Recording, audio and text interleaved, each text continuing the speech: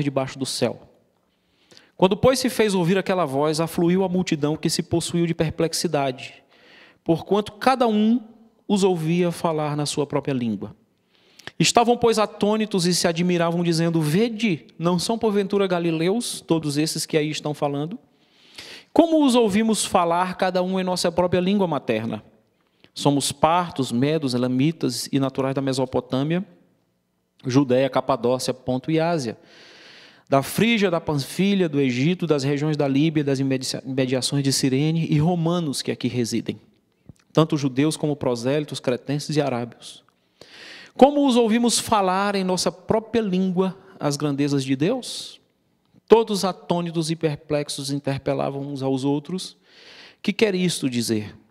Outros, porém, zombavam, diziam: estão embriagados. Dois textos bem interessantes da palavra de Deus. Aliás, é para cá, né? Opa!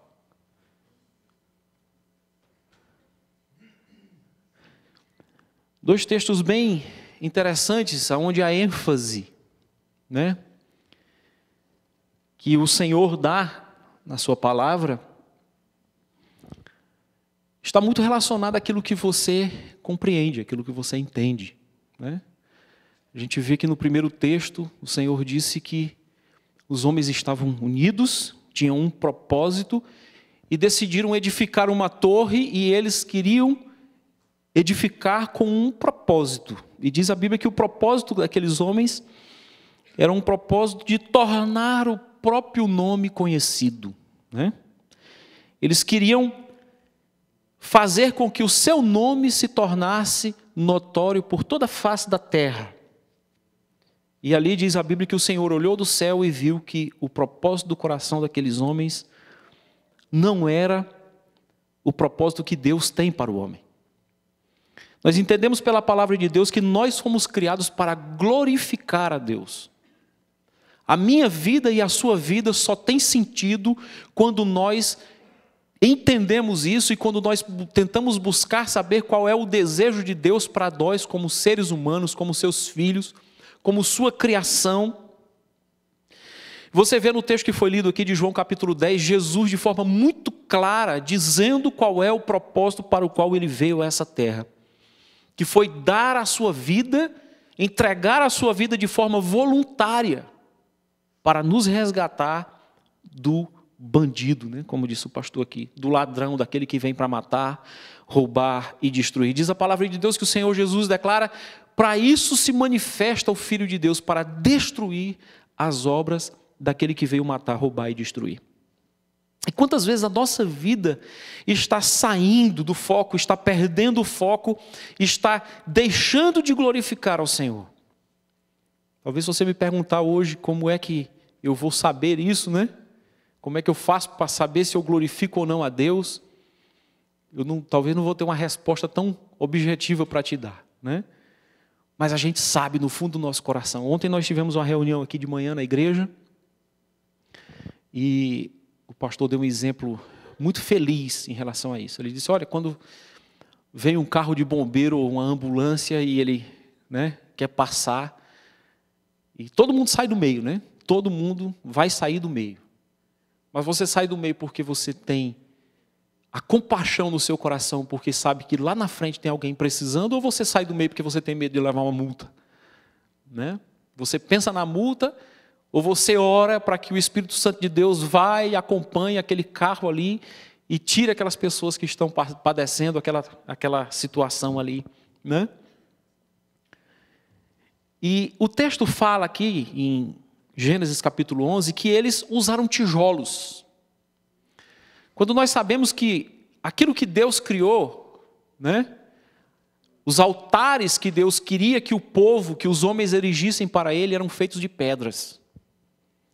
Tijolos são obras de mãos humanas. Tijolos são pedras que nós construímos, que nós fazemos. Então, muitas vezes, a nossa vida está sendo sempre edificada sobre aquilo que nós construímos, aquilo que nós fazemos. E nós muitas vezes estamos tão preocupados com a nossa carreira, com nossos sonhos, com nossas coisas, com nossa própria família, com o nosso próprio bem-estar, com o nosso, conosco, que estamos edificando com tijolos e não estamos glorificando a Deus.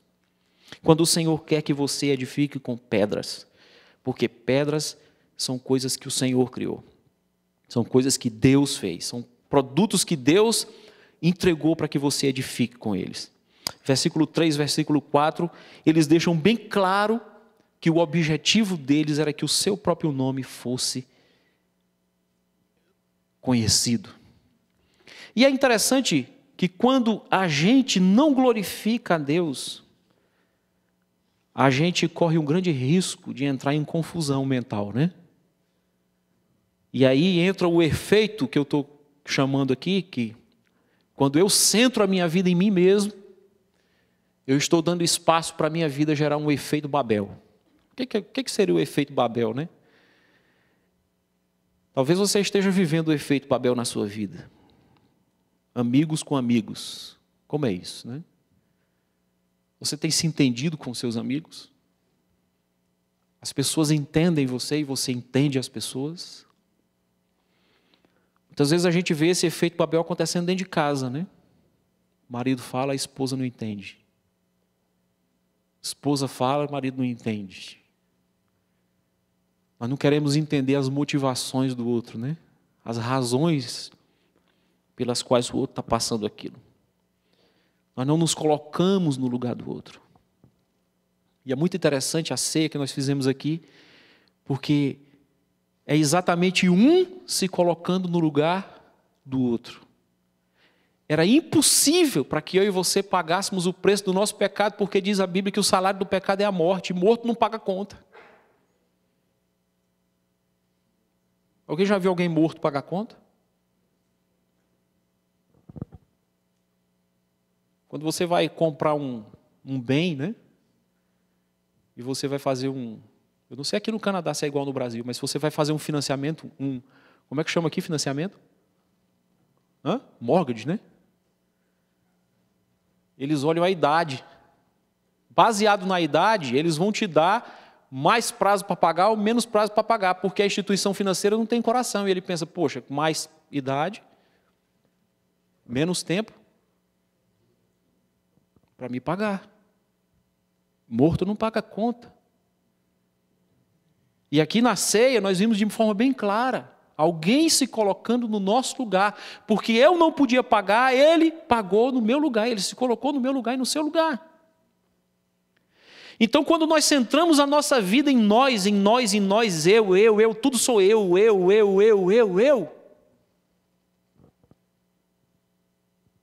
Quando eu não glorifico o Senhor com a minha vida, e você pode ter certeza que o pior inimigo da glória de Deus é o seu próprio ego, é você mesmo, eu mesmo.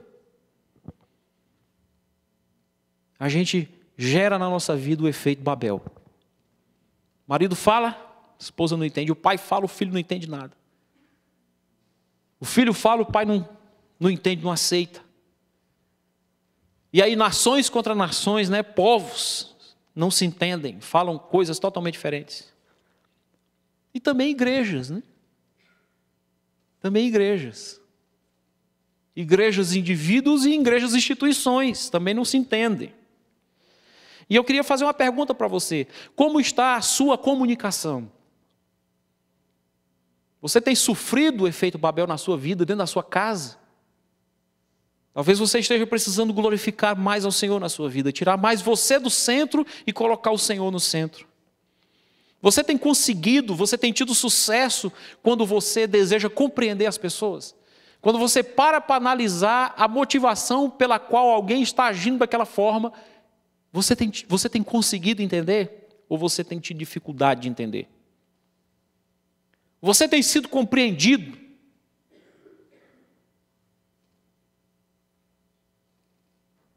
Você tem se achado compreendido pelas pessoas? Como nós precisamos compreender, né? Eu me lembrava um dia desse de uma das minhas viagens que fiz. Tive a oportunidade de ir à China, a trabalho. E lá nós pegamos uma uns chineses que iam nos levar a um determinado lugar, na província onde iniciou a industrialização da China, foi em Foshan, né? E nós íamos a um determinado lugar e o próprio motorista não sabia o endereço. E aí uma pessoa, o chinês chegou para ele e disse, olha, a pessoa da fábrica que a gente estava, arrumou o motorista, ele disse, olha, você vai levar eles lá e volta e deixa eles no hotel deles em tal lugar. Ok. E nós não conhecíamos o motorista não falava inglês. E ele foi tentar colocar no GPS o endereço aonde a gente ia. Começa que o GPS dele não é de letra, é uma tela, tipo uma tela de um iPad, né? De escrever. E ele escreve com o dedo aquelas casinhas. Aí a casinha puxa um monte de casinha. Aí ele vê que está errado, ele deleta. Aí ele escreve outra casinha. Aí aparece um monte de casinha, ele deleta. Aí ele ficou e ele escreveu. Eu disse, esse cara está muito enrolado com esse negócio. E ele começou e e apagava e ligava, e apagava, e apagava e ligava. E eu comecei a ficar preocupado com aquele negócio, porque o cara não falava inglês. O meu inglês também já é ruim, né? Estava eu e outro amigo, outra pessoa. E aí, de repente, ele conseguiu colocar o endereço e ligou o carro e arrancou o carro e foi embora, e ele corria muito. E ele começou a correr, e de repente ele chegou num lugar e tinha uma avenida enorme, cheia de fábricas, de um lado, fábrica de outro, e ele andando mesmo, rápido, muito rápido, até que de repente ele fez uma volta, ele parecia que estava perdido, voltou, depois voltou de novo para o mesmo lugar, e aí de repente ele entrou numa rua por trás de uma fábrica e começou a andar no meio daquelas ruas, e eram ruas bem estreitas, cheias de lama, tinha muito animal, algumas plantações de arroz, e aqueles chineses com aquele chapéu na cabeça andando, e eu me senti há 5.000 anos atrás. E ele começou a andar, fazer curva e descer em ruazinha, e subir em ruazinha, e voltar, e eu disse, puxa vida, pela primeira vez na minha vida eu tenho a sensação de que se me soltarem aqui eu não vou conseguir voltar para casa. Eu vou ficar aqui para o resto da minha vida. Eu não tenho condição de voltar para casa, porque ali não tinha uma sinalização. Se existisse alguma sinalização, seria um monte de casinha. Ali, com certeza, ninguém falava inglês, português, nada, espanhol, nada. E eu disse, puxa vida, como a comunicação faz falta. Né? E às vezes a gente está entulhando pela nossa falta de submissão ao Senhor, entulhando a nossa comunicação, o mais importante que temos na nossa vida, que é a nossa comunicação espiritual. Os nossos relacionamentos, eles são prioritariamente espirituais, eles começam no mundo espiritual. A Bíblia diz o seguinte, que quando um homem casa com uma mulher, não casa um corpo com outro corpo, né? Em primeiro lugar, casa o quê? Uma alma com outra alma. Você se torna um com aquela pessoa, é algo espiritual. E a gente, por não nos submetermos a Deus, por não querermos nos submeter à sua palavra, não glorificar ao Senhor, vamos entulhando, vamos impedindo que esses canais de comunicação estejam abertos. E às vezes a gente não entende por que a gente não é compreendido, por que minha casa está assim, por que meu casamento chegou no ponto que chegou, por que meu relacionamento com meus filhos chegou onde chegou, por que eu não consigo mais ter amizade com ninguém, por que eu estou com tanto problema dentro da minha igreja. Porque a nossa vida está centrada em nós mesmos. Eu, tudo eu. Você quer ver como a comunicação é importante? Eu me lembro de uma história. O sujeito estava em São Paulo e ele tinha um parente que morava no Pará. Tem alguém do Pará aqui, não? No Pará tem muito macaco, não tem? Tem ou não tem? Tem, porque o Pará é o lugar mais lindo do planeta. Né? O Pará e o Maranhão são os lugares mais bonitos, mais ricos que existem no mundo. Né? Biodiversidade enorme. Aquela Mata Atlântica, né, que tem ali no Rio de Janeiro também, né? Um negócio espetacular. E o sujeito saiu do Pará e foi visitar o compadre dele que estava lá em São Paulo, pastor. E aí quando ele foi, ele disse, eu tenho que levar alguma coisa para o compadre, mas o compadre tem tudo, mora em São Paulo.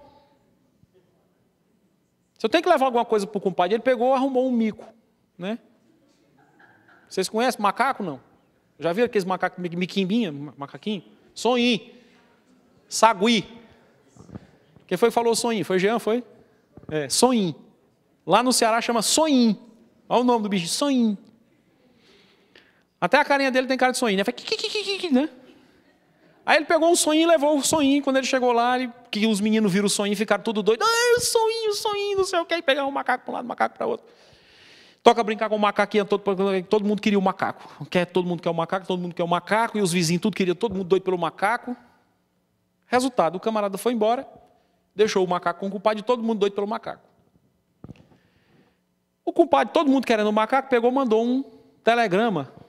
Né? Disse, não, compadre, quando tu chegar lá, tu manda macaco para mim. Manda mais uns 2, 3 aí, porque os meninos estão tudo doidos pelo macaco, os vizinhos tudo querendo o macaco. Tá bom. Pegou, chegou lá e botou 2 numa jaulinha lá e embarcou para São Paulo o macaco. Aí ele arrumou mais 2, botou na jaula, empurrou o macaco para lá. Não foi com uma semana, arrumou mais 2, mais 3, empurrou o macaco. Mandou o macaco. Quando os vizinhos começaram a ver o que era o sonhinho, começaram a devolver o macaco, né? Depois de uma semana, começou o macaco a voltar para a casa do compadre, viu, pastor? E os macacos começaram a voltar, de repente ele estava com a casa cheia de macaco. E ele estava para ficar doido, não tinha mais o que fazer com tanto macaco, ninguém dormia mais, ninguém comia mais, ninguém fazia mais nada, era só correndo atrás de macaco, macaco quebrando tudo, esculhambando tudo, querendo morder todo mundo. Aí ele chamou a empregada e disse, menina, corre ali depressa no correio, manda um telegrama para o compadre, passa um telegrama e diz para ele não mandar mais macaco. Aí ele anotou assim no papel, não mande mais macaco, bem grande. Passa esse telegrama aqui urgente. Aí entregou o papel, a menina correu para o correio, quando chegou lá, a moça calculou isso, dá R$10,80. Aí ele disse assim, eu só trouxe R$10. Não dá para fazer isso? Não, meu filho, que é coisa que não dá para dar desconto. Se então tira uma palavra aí qualquer, porque para diminuir. Ela foi e disse, bom, vou tirar a menor. Não. O telegrama bateu lá, o compadre olhou e disse, vija, pô, o compadre gostou, manda mais macaco. E ele, toma macaco. Muitas vezes a gente está assim, né? A gente quer dizer não e o outro entende sim, a gente quer dizer sim e o outro entende não. Porque está acontecendo na nossa vida o efeito Babel. Aí entra Deus na história.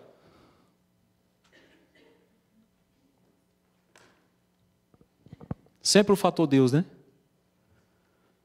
No texto que nós lemos do Pentecostes, Deus, através do seu Espírito Santo, através de si próprio, reconectando, reconstruindo, restituindo, refazendo, limpando os nossos canais, né? Quebrando os muros que são construídos com quê? Tijolos. E construindo pontes. Alguém aqui já passou por uma ponte construída de tijolo? Hã? Não se constrói ponte com tijolo, se constrói ponte com pedra.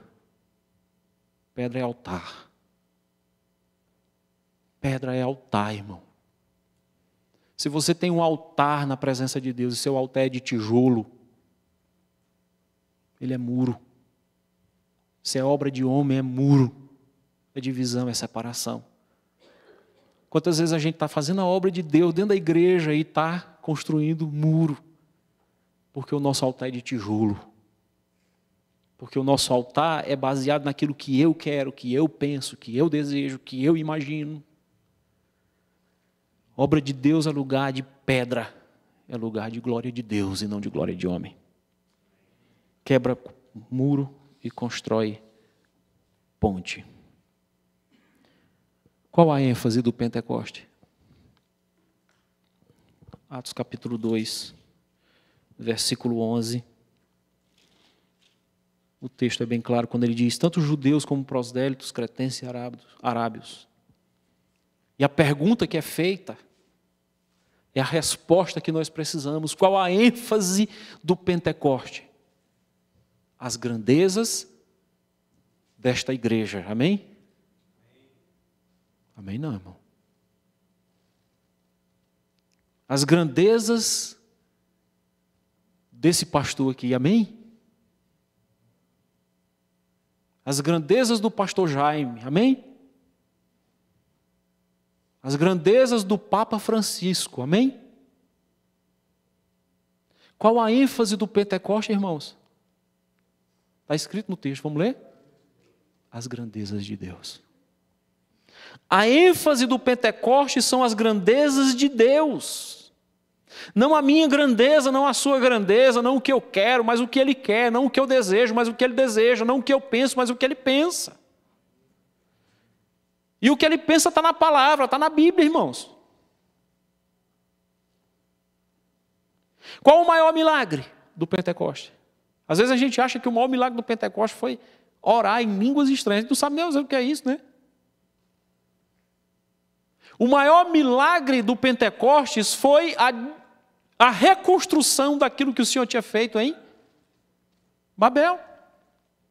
Deus chega e diz, olha, eu vou tirar do homem a capacidade de se entenderem, porque o objetivo deles, o desejo deles é espúrio. Não é aquilo que eu desejo para eles. Eles não estão me glorificando. E por isso eu vou tirar deles a capacidade de se compreenderem, se entenderem. E no Pentecoste, depois de Jesus, depois que Jesus sobe aos céus, Ele manda o seu Espírito Santo para habitar dentro de nós, para operar o maior milagre que pode ser operado nessa terra, que é a reconstrução, a restituição daquilo que nós perdemos lá em Babel, que é a concórdia. Concórdia não é aquele avião não, né? Aquele avião francês, né? Estou falando dele não. Fui lá no dicionário para ver o que era concórdia e diz uma coisa interessante. Primeiro, é conformidade de pareceres. Quando nós conseguimos ter o nosso pensamento alinhado. Quando nós conseguimos pensar de forma alinhada. Isso é concórdia.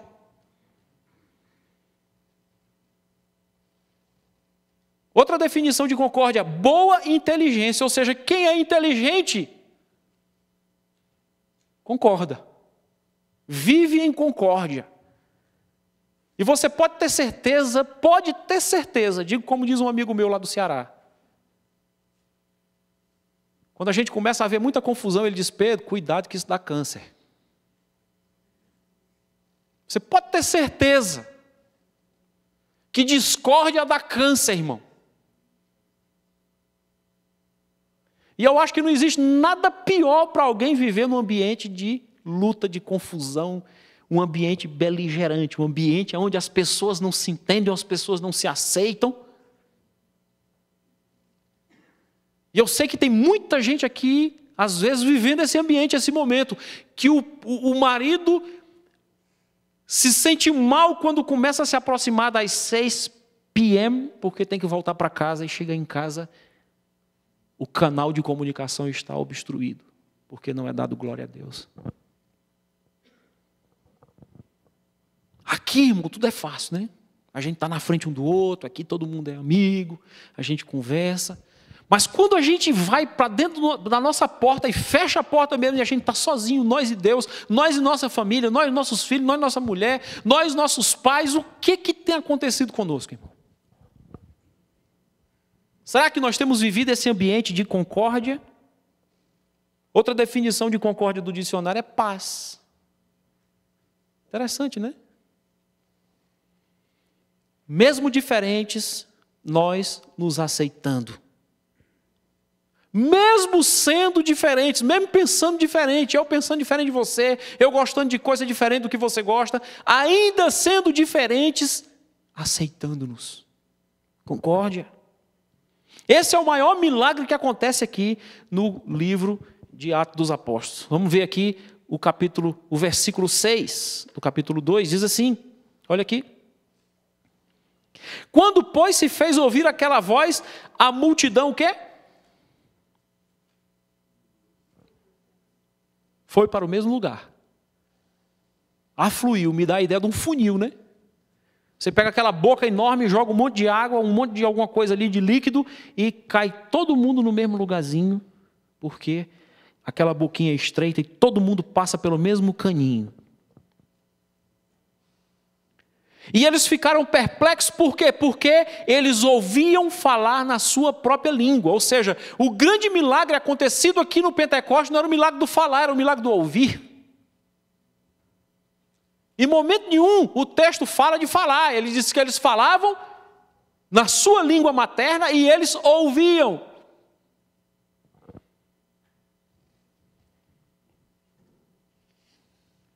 Você tem ouvido?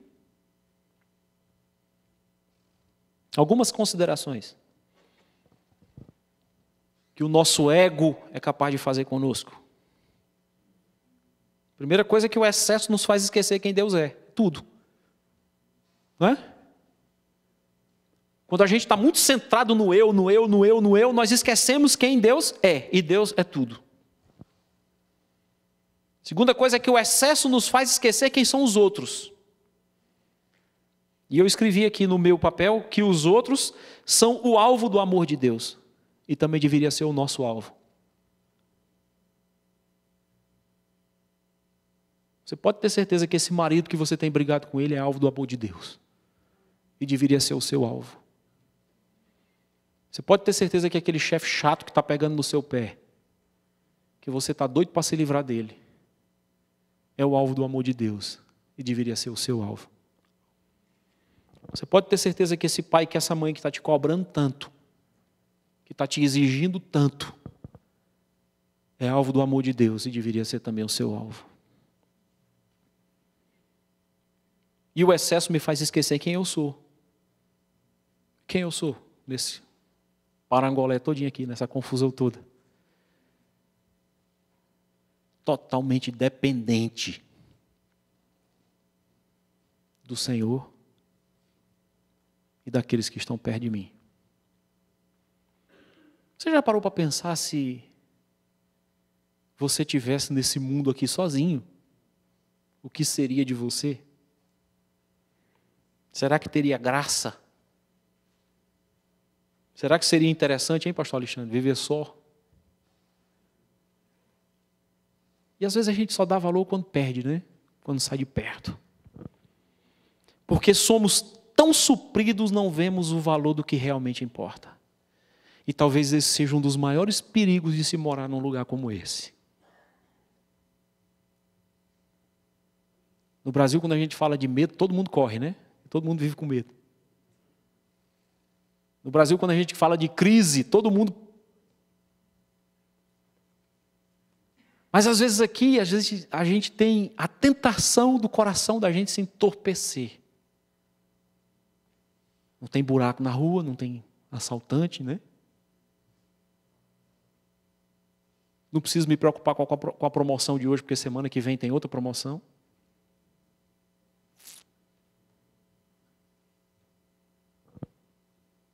Porque somos tão supridos, não vemos o valor do que realmente importa. Essa semana eu cheguei lá onde o Davi joga bola, futebol. E tem uma senhora que sempre que ela, no primeiro dia logo que nós nos encontramos, ela veio falar comigo, veio me pedir perguntar algumas coisas sobre o time. E eu percebi que ela era uma pessoa assim bem, vamos dizer assim, bem retraída, assim, bem, aquela pessoa bem, não sei que palavra eu vou usar, aquela pessoa bem assim, resignada, bem humilde. E ela veio conversar comigo, me perguntou algumas coisas sobre o time, eu no meu inglês maravilhoso tentei conversar com ela. Conversamos ali, da outra vez quando ela chegou, ela veio sorrindo conversar comigo. E o filho dela é um menino, você percebe que o garoto é bem diferente, ele é bem especial mesmo, bem alegre, bem feliz. E essa semana eu cheguei lá no futebol e ela estava sentada, quando eu cheguei ela estava sentadinha no chão, uma escadinha que tem assim, e ela estava com um livro preto na mão. E eu cheguei e ela, quando me viu, fechou logo ali o livro, guardou de lado, e ali Opa, como o senhor está? Está bem? Eu digo, estou bem. E a senhora? Está tudo bem, está tudo bem. Começamos a conversar ali rapidamente. E no primeiro dia ela tinha me dito que ela era... Posso falar o nome do país aqui, pastor? Posso, né? Do Iraque. Eu disse, eu sou iraquiana. E aí quando ela me disse que era iraquiana, a gente já imagina, né? Um país árabe, um país fechado para o cristianismo. E aí começamos a conversar nesse dia e tudo, e eu decidi perguntar, a senhora é cristã? Ela disse, eu sou cristã. Eu disse, eu também sou cristão, eu sou pastor. Ela abriu um sorriso e disse, eu já sabia. Porque em você tem algo diferente. A maneira como você fala comigo, como você me tratou, é algo diferente. As pessoas não me tratam como você me tratou. As pessoas não olham para mim como você olhou. E ali começamos a conversar, começamos a bater um papo, e ela começou a falar sobre como era ser cristão no Iraque.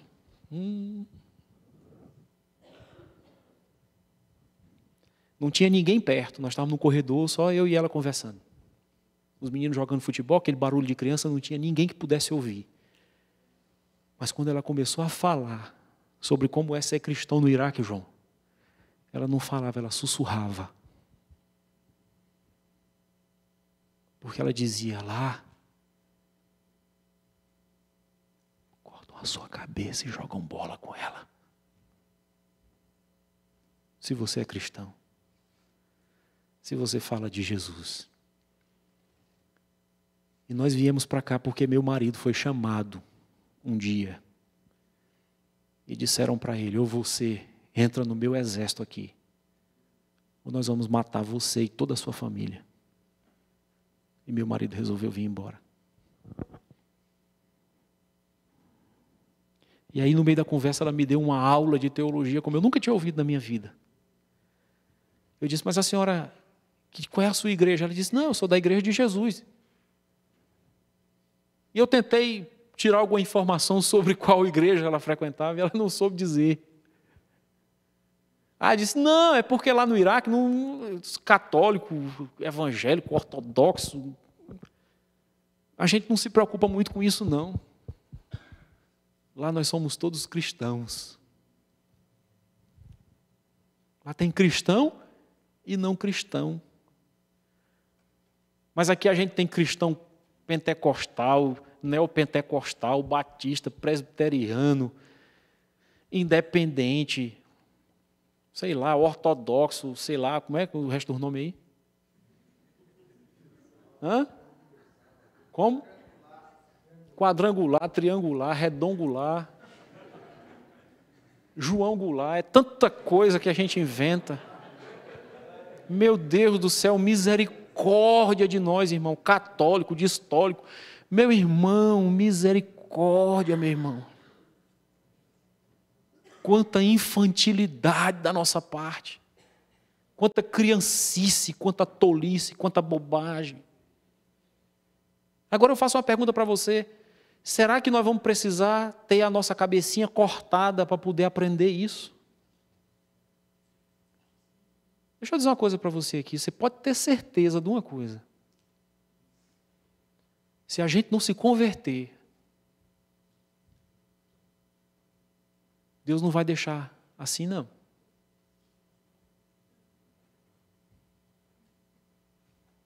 Eita, que o povo está tudo indo embora.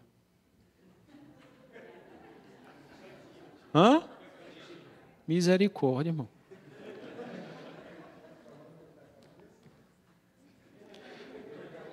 Até tu, Brutus. Se a gente não se converter, irmãos, misericórdia de nós, Deus vai mandar uma perseguição para nós, irmãos. Será que nós vamos precisar disso? Será que nós vamos precisar ser perseguido, cabeça cortada, jogarem bola com a nossa cabeça, com a cabeça dos nossos filhos, para a gente poder deixar de tanta meninice, de tanta criancice, irmãos?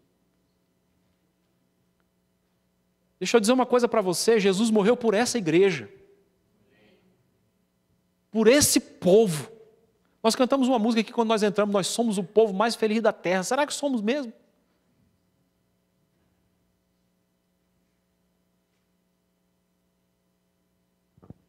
Será que vamos precisar de uma perseguição para mudar?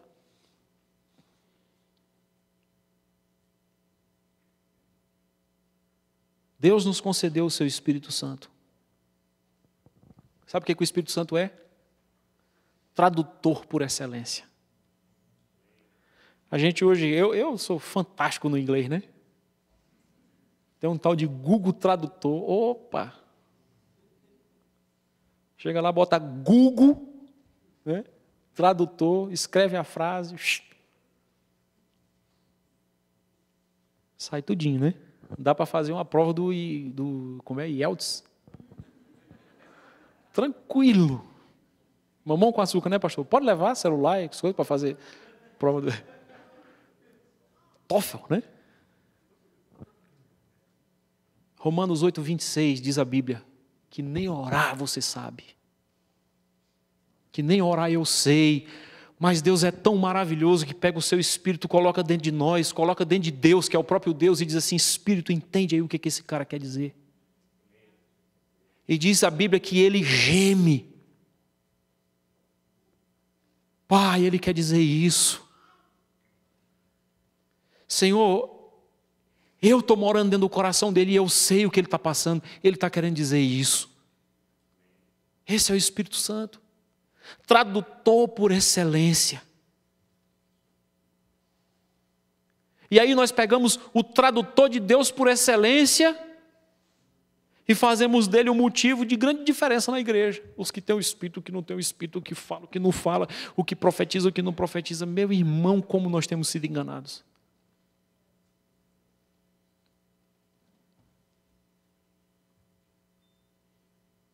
Essa semana eu li um texto interessante, que está em 1 Coríntios capítulo 12, versículo de 1 a 31. Eu não vou ler não, porque é enorme. Fica a dever de casa.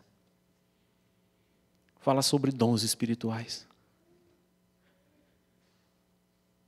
E eu consegui contar, pastor, nesse texto, em 30 versículos, escuta aqui, pelo menos 20 vezes, ou a expressão um só, ou a ideia que remete à palavra um só, unidade. Pelo menos 20 vezes, é porque eu li rápido, hein? Pelo menos 20 vezes. 1 Coríntios, capítulo 12, de verso 1 a 31, falando sobre dons espirituais. Um só ou unidade. É a ideia central do texto de 1 Coríntios, capítulo 12, versículo de 1 a 31, que fala sobre dom espiritual. Deixa eu dizer uma coisa para você: todo dom espiritual que não visa a unidade do corpo, não é de Deus. Se a minha pregação, se a sua pregação, se a pregação de qualquer crente no mundo, de qualquer igreja do mundo, não for visando a unidade do corpo, meu irmão, cuidado que não é de Deus. Está levando você a servir o bandido. A prova é de que tinham muitos ali que ouviram e conseguiram discernir: puxa vida, as grandezas de Deus estão sendo anunciadas. E tinha outro monte que estava dizendo: esse povo está bêbado.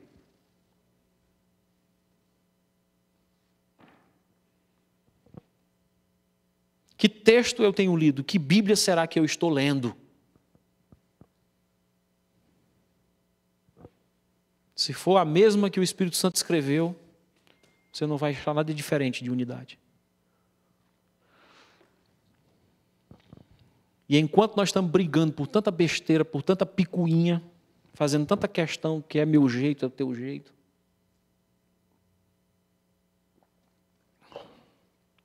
a nossa vida não tem poder de Deus. Nós não temos autoridade para falar. Você sabe por que não temos autoridade para falar? Porque Deus não vai dar o seu espírito para quem vai dividir o corpo. E diz a Bíblia que só o Espírito Santo é quem convence o homem da justiça, do pecado e do juízo. Só ele pode trazer. Se ele não trouxer, ninguém vem. E se você veio é porque ele te trouxe. Não é mérito seu, não é mérito meu. E porque não temos o poder de Deus na nossa vida, porque estamos vivendo cheio de os nossos queridos estão vivendo sem Cristo. E aí eu pergunto para você, qual é o destino de alguém que vive e morre sem Cristo? Se eu quero honrar a Deus, preciso fazê-lo na sua forma mais sublime de manifestação, que é a comunhão do seu corpo. João capítulo 17, versículo 21.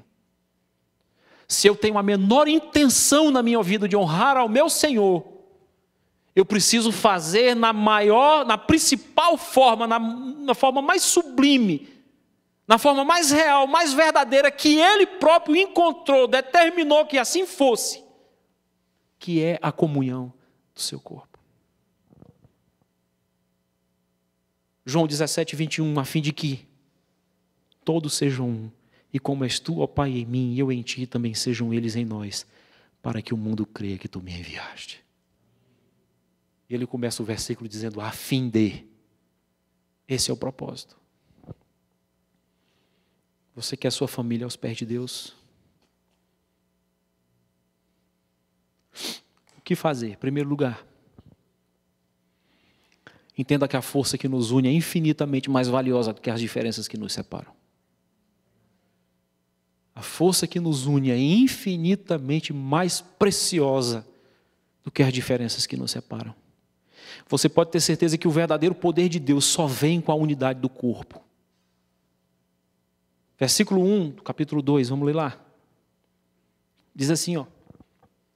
Ao cumprir-se o dia de Pentecostes, estavam todos reunidos no mesmo lugar. E diz a Bíblia que depois que eles ouviram, o que foi que eles fizeram? Eu já li. Afluíram, se aglomeraram mais ainda. Nós que estamos ouvindo a palavra, precisamos nos aglomerar mais ainda. Porque no momento que a gente se aglomerar, no momento que a gente se unir, você pode ter certeza que aqueles que estão caminhando a passos lá para o inferno, e que conseguiriam enxergar essa nossa comunhão, esse nosso amor, o que Deus está fazendo conosco, também vão afluir, vão se aglomerar conosco. Esse é o poder de Deus. Não é se eu falo, se eu grito, se eu pulo, se tu chora, se eu não choro, se eu sento, se eu me ajoelho, se eu fico de pé. Não é isso, não. Meu Deus, não é assim, não. Se há divisão, é pseudo-Pentecoste. Se há divisão no nosso coração, é pseudo-Pentecoste, é falso. Segunda coisa, o que eu preciso fazer? Eu preciso aprender mais sobre gratidão. O verdadeiro segredo da felicidade. Eu, quando era menino, gostava muito de ler para-choque de caminhão, porque a gente viajava muito de carro. Quem já leu para-choque de caminhão aqui? Ah, o povo besta para ler para-choque de caminhão. Mas tem muita coisa legal, né? E tem um que eu nunca me esqueci, que dizia assim, não tenho, o quê? Tudo que amo, mas amo tudo que tenho. Irmãos, o segredo de quem é feliz, não é de quem tem tudo o que quer na vida, não, irmãos. O segredo de quem é feliz é exatamente amar a tudo que tem, usufruir, viver aquilo que se possui. Quando eu sou grato por aquilo que eu tenho, quando eu estou satisfeito com aquilo que eu tenho, quando eu estou suprido pela mulher que eu tenho, pelos filhos que eu tenho, eu não preciso buscar uma lá fora.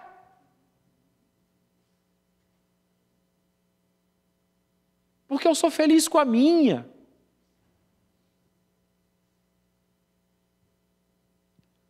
Se eu sou feliz com o Senhor que eu sirvo, eu não vou precisar buscar outro Senhor. Se eu sou suprido pelo Deus que eu amo, se eu amo ao Deus que eu tenho, que eu conheço,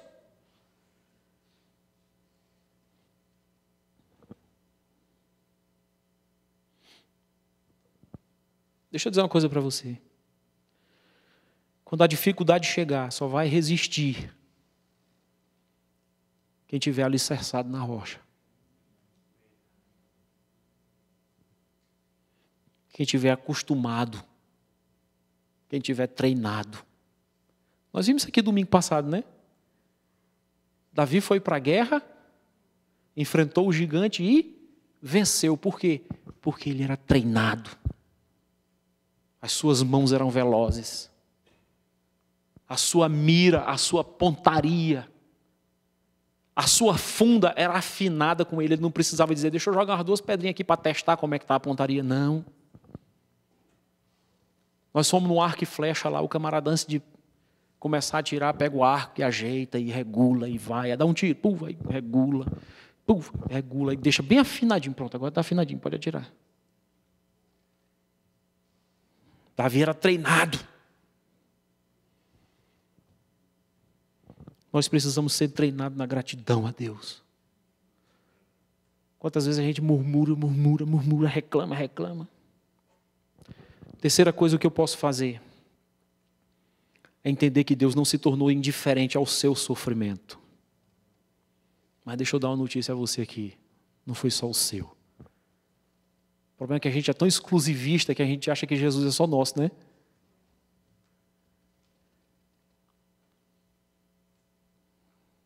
O pastor Chet chamou a atenção da gente aqui, né? A gente canta, não é meu, é eu. Por que a gente não canta o corpo?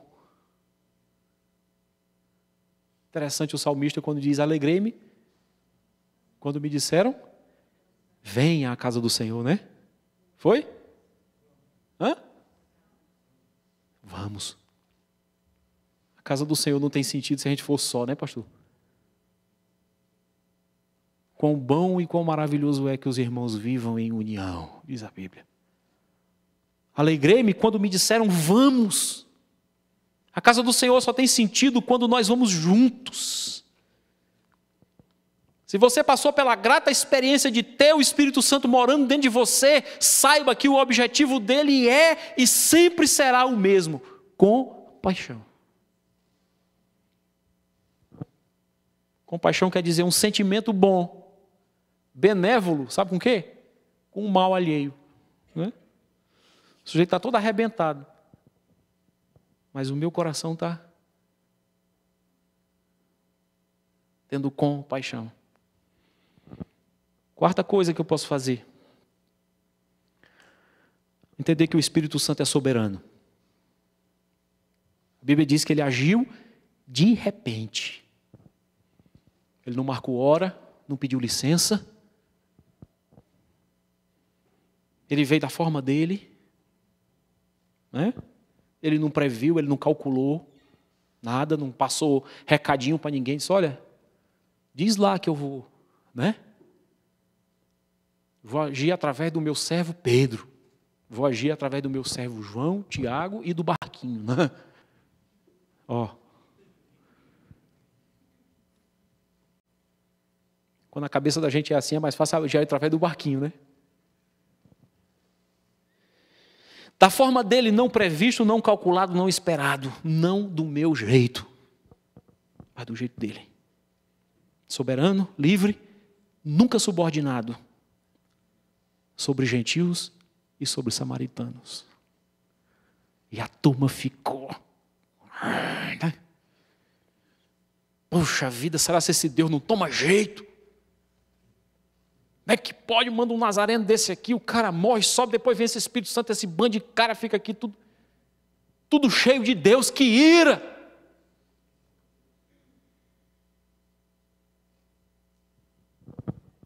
Aí eu te pergunto,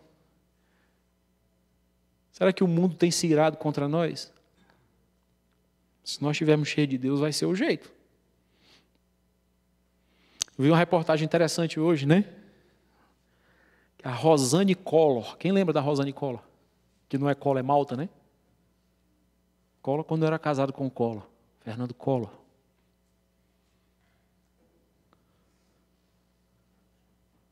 Lançou um livro contando as peripécias, né? Do governo Collor. Né? As coisas que aconteciam. E dos sacrifícios de magia negra que eram feitos na casa da Dinda. E ela disse que ela resolveu contar tudo e abandonar a magia negra, ela e acho que uma irmã dela da família, que foram as duas que se converteram ao Senhor Jesus e se tornaram crentes no Senhor. Aí às vezes a gente vai conversar com alguém e diz, agora é fácil, né? Se converter. Sim, irmão. Porque a gente é exclusivista. Você sabe qual é a maior crítica que eu escuto? Pelo menos lá no Brasil, sobre o povo evangélico. O problema do crente é que só ele é salvo. O senhor já ouviu isso, pastor? Rapaz, eu até gosto da Bíblia, eu gosto dos crentes, mas o problema dos crentes é que só eles são salvos.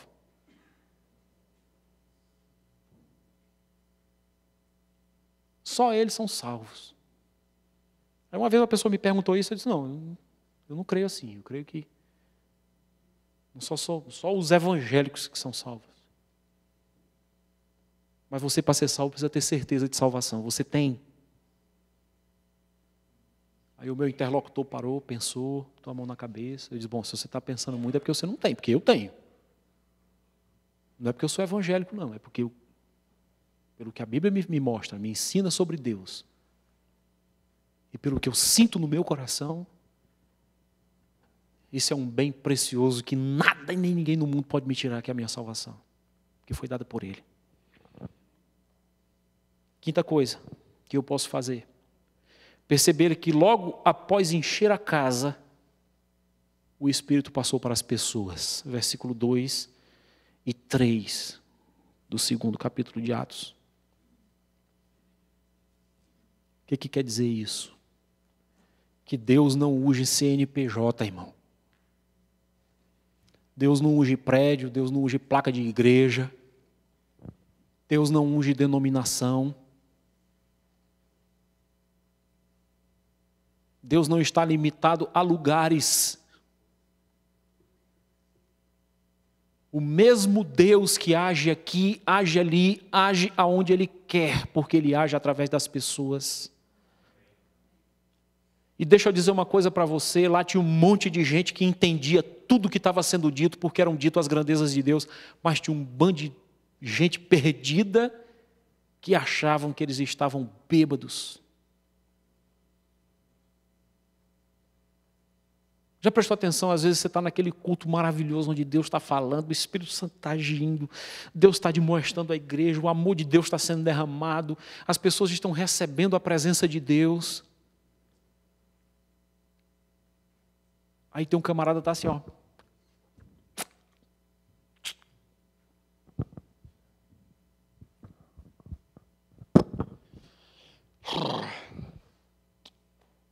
Pega o celular e está mais preocupado com o chiclete que tem na boca do que com a palavra do Senhor.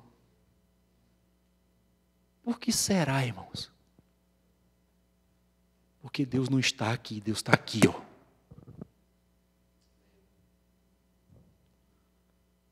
E se a gente não deixar o Espírito Santo agir dentro de nós, o Espírito Santo vai estar fazendo maravilhas, irmão. Curando, libertando, transformando vida, restaurando. E eu vou continuar seco, mirrado, Babel. Porque Deus não unge lugares, unge pessoas. Se as pessoas não forem ungidas, as instituições, ó, se acabam. Sexta coisa, não esqueça que Deus é Deus de nações. Ele vai fazer o seu trabalho, pois o que é para ele seria mais custoso ele já fez. Que foi a cruz do Calvário. Não foi barato para Deus não, irmão. Custou um preço alto. E a Bíblia diz que não é exclusividade minha, nem é exclusividade sua. Mas é de todo o povo, toda língua, toda raça, toda nação, toda cor, todo sexo, toda altura, toda gordura, todo peso, toda beleza, toda riqueza. É para todo aquele que nele crê. Você crê?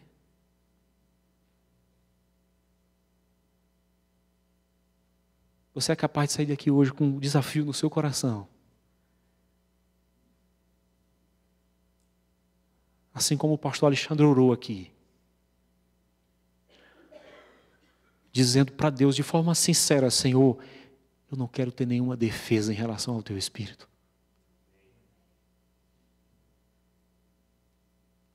Como é que está a tua cabeça, teu coração em relação à unidade desse corpo aqui?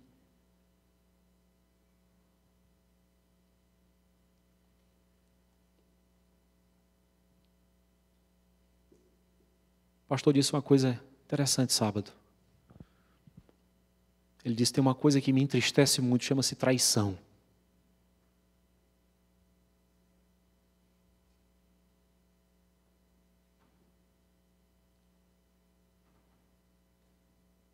Palavra forte, né? A Bíblia diz assim, ó: no mundo você vai ter isso aí. Mas ai.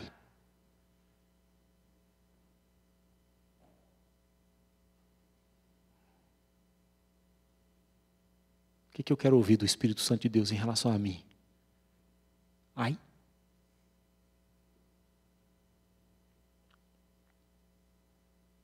Vamos orar? Queria chamar o Denis aqui.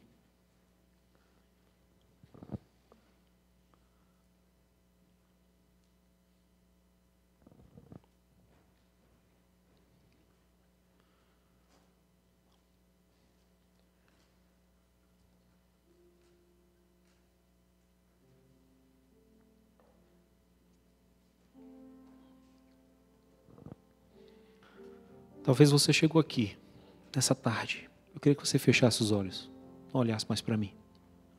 Olhasse para dentro de você.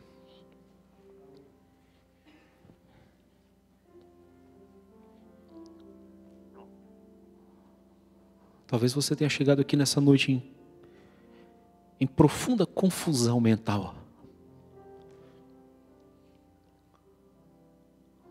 Você tem se achado a pessoa mais incompreendida do mundo. Ninguém te entende, você não entende ninguém também.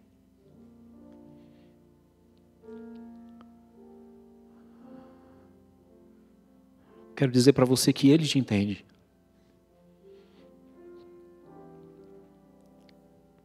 Que Ele quer tirar você desse efeito Babel e derramar sobre você o seu Espírito Santo. Que é capaz de fazer você enxergar a tudo e a todos de forma muito clara. Assim como Ele fez.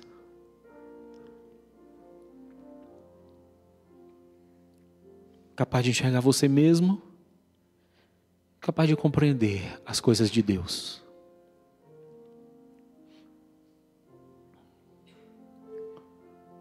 Talvez você tenha chegado aqui nessa noite, você é crente há muito tempo. Mas você tem se tornado um crítico das coisas de Deus. Tem que ser assim, tem que ser assado, isso aqui tem que mudar.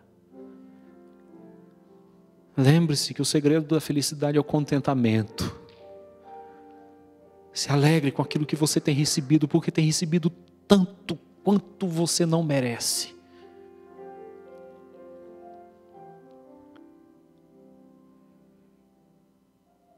Não espere chegar no momento em que Jó chegou para dizer: vou ter que glorificar a Deus tendo recebido o bem e também recebendo o mal. Lembra-te do teu Criador nos dias da tua mocidade, nos dias de prazer, nos dias de alegria. A palavra não está falando de calendário, de idade. A palavra está falando de um coração alegre, feliz, independente da circunstância. Porque Ele diz: lembra-te desse Criador que te ama tanto nos dias em que tu és alegre, em que tu és moço, antes que venham os dias em que teu coração seque e diga: dos meus dias não tenho mais prazer, não tenho mais contentamento.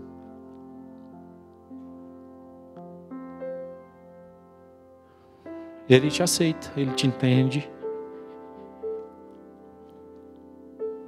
Mas Ele não se conforma em deixar você como você está. Porque Ele quer o seu bem, quer a sua felicidade, Ele quer o sorriso sincero. Ele quer o coração honesto e limpo. Ele quer a alma plena e suprida. Talvez você tenha chegado aqui nessa noite e você ainda não teve uma experiência pessoal com esse Deus maravilhoso. Eu queria dizer para você que eu vim aqui nessa noite só para te dizer que Jesus te ama tanto.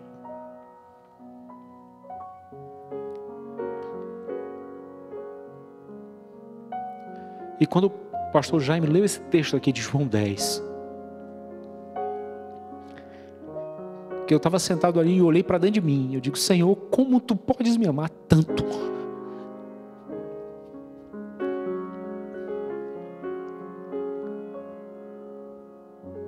Como tu podes me amar tanto, Senhor?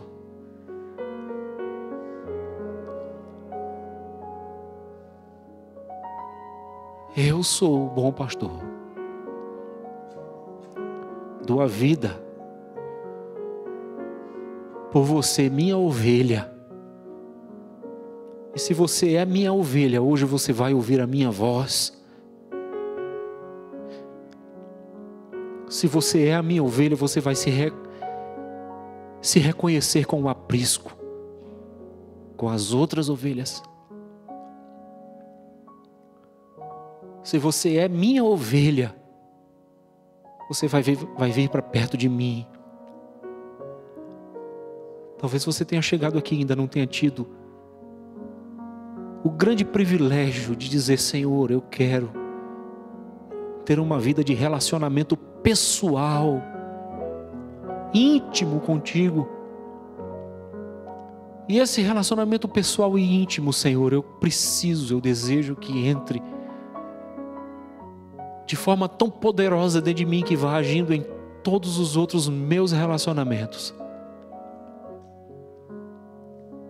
Com a minha esposa, com os meus amigos, com os meus filhos, com a minha igreja, com a minha nação, com o meu povo.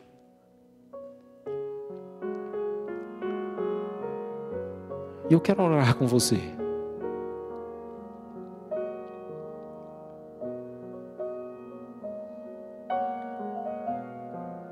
Deus de infinita graça, de infinito poder e eterna bondade,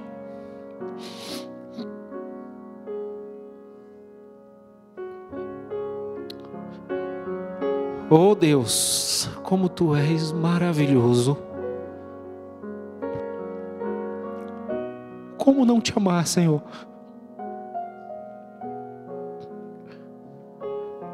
Como não Te amar?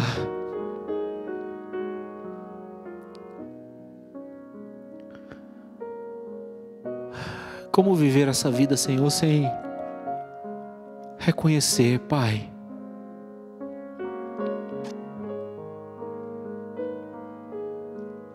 o Teu grande amor por nós.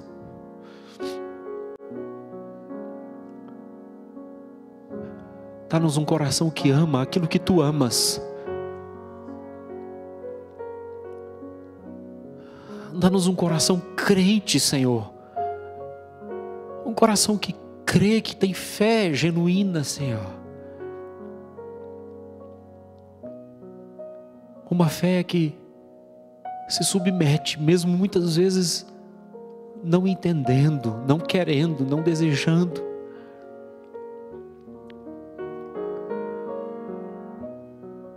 Mas uma fé que obedece. E não tem como obedecer a Tua palavra se não olhar para a unidade do Teu corpo, da Tua igreja. Porque a essência da palavra é um Deus triuno, unidos em um só. E que desce aqui, aonde nós estamos. E que habita dentro de nós. E que se torna um em nós, e nós com os outros, assim como tu és com o Pai. Unidade é a palavra.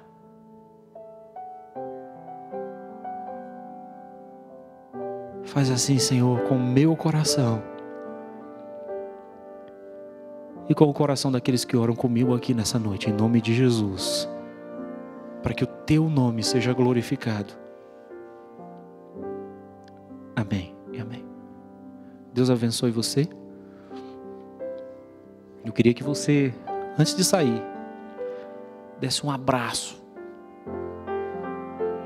na pessoa que está perto de você, que você hoje tenha peito, tenha cara para pedir perdão, que você tenha peito, tenha cara para pedir reconstrução, que você tenha peito, tenha cara e tenha coragem para se submeter a Deus, que Deus restitua a você tudo que o inimigo roubou. Relacionamento com tua mulher, com teu marido, com teus filhos, com teu pastor, com tua igreja, com teu líder, com teu patrão, com teu amigo, com teu pai, com tua mãe, com teu Deus, com teu companheiro. Em nome de Jesus. Amém.